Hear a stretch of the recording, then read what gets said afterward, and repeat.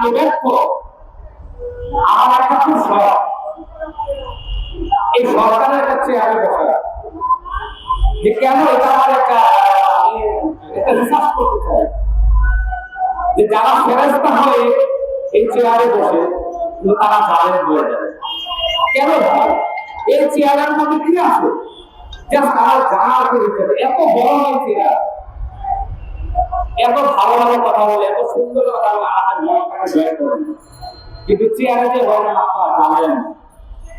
কিন্তু সেই সুযোগ আমরা এখন দেব না। রাস্তায় নেমে গেছে, এখন বিশ্ববিদ্যালয়ে পড়াশোনা করেছি,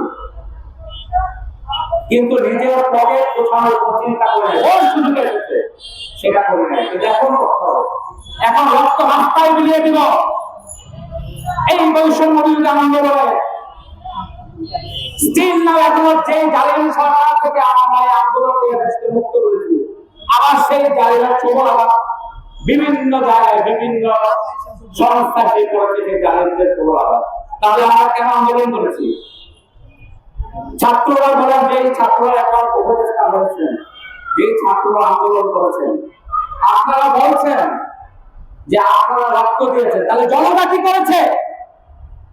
আপনারা বলেন ছাত্রদের সঙ্গে আন্দোলন, ঠিক আছে, ফাইন, ভালো বলছেন, কিন্তু শেষ পর্যন্ত কিন্তু জনতাই বিজয় ছিনিয়ে এনেছে। জনতার কথা বলছে, আপনাদের বলা দরকার ছিল ছাত্র জনতা বিজয় সঙ্গে করুন, কিন্তু এখনো সেটা বলছেন জনতা। কিন্তু আমরা এখন আর বসে থাকবো না, আমরা এখন হিসাব দিব আপনারা কি করছেন চেয়ারে বসে। কারণ এই দেশটা আমাদের, আপনাদের কাছে সকলের দেশ, সকলের হিসাব দেওয়ার দায়িত্ব আসিয়ে গেছে। আর দেশটা কিভাবে ছেড়ে দেওয়া যায় না।